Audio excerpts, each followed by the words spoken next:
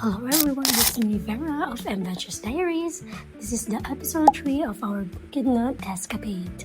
So we're gonna try these two ice cream sa souvenir shop. And for our second destination, nandito tayo sa Rain Forest Cacao Farm sa Mantibugao, Manolo, Fortich. Ayan, imbis na static na paganon. Kahit saan ka lumingon, makikita mo talaga ang kanilang kakao na napakadami sa paligid. May playground din sila for kids. Now, pasok na tayo to try their sikwate. Ikot pa talaga, akala mo walang vertigo. Groovy with a Disney princess. Kung gusto mo ng nature vibes, tahimik at malayo from the city proper, dito ka na sa Rain Forest Cacao Farm. Ganitong view makikita mo dito. Sikwate plus sumang equals chika. Napaisip talaga kami bigla kung paano napunta yung nag-iisang bahay doon sa tuktok. Napakalawak talaga ng area nila at marami kang pwedeng pagtambayan. Meron din silang A-frame house. So, see you next time again mga beshies. Bye!